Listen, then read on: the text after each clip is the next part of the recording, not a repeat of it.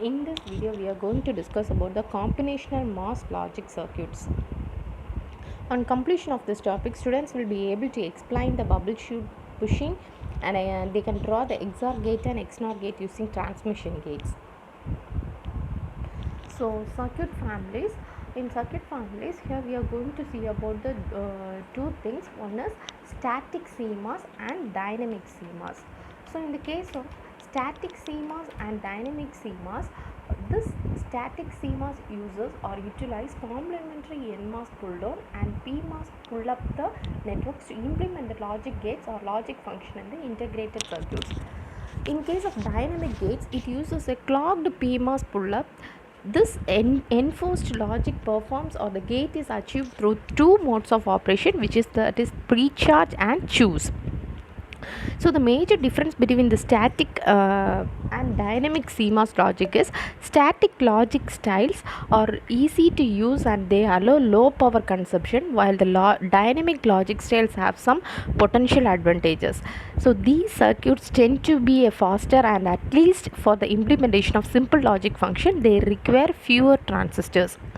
And this static CMOS gate is a combination of two networks, which we call it as pull up network and pull down network. And this dynamic CMOS relies on the temporary storage of signal values on the capacitance of high impedance circuit nodes.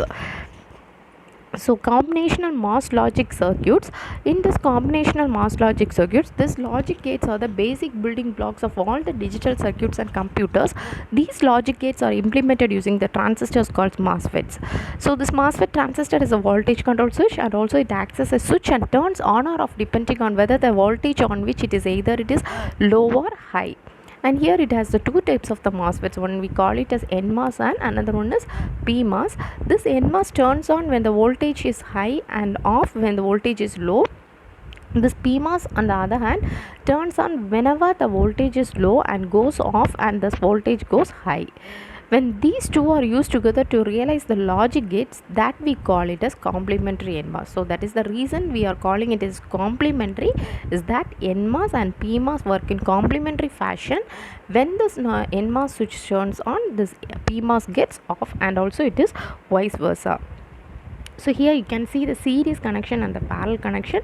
In series connection conducts in A into B, that is it is in the same direction. In parallel connection conducts in A plus B.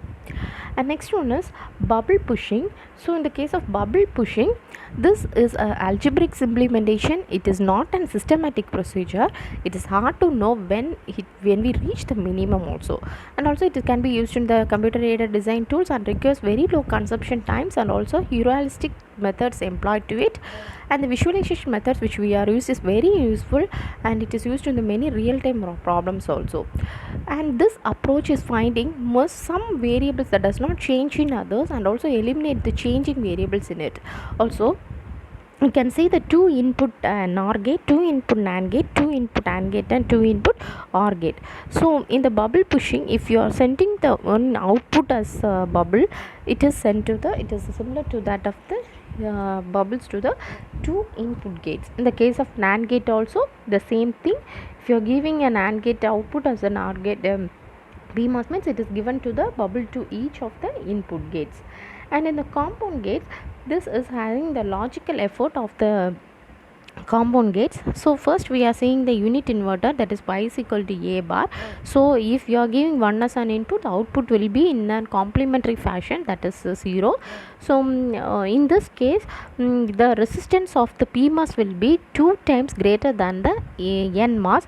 So this resistance will be having the 2 value in the PMOS and 1 in the value of the NMOS. So the same thing it is applied to the y is equal to a plus b, a plus a into b plus c the whole bar, y is equal to ab plus cd the whole bar, and y is equal to a into b plus c plus d into e the whole bar. So here also in the case of the PMOS, this should be double the times of the NMOS. That is if NMOS is having 1, then the delay of the PMOS will be 2, and also if the NMOS is 2, then the delay of the PMOS is equal to 4. Quiz questions on the combinational mass logic circuits. How to change OR gate into 2 input NAND gate using bubble pushing technique. Thank you.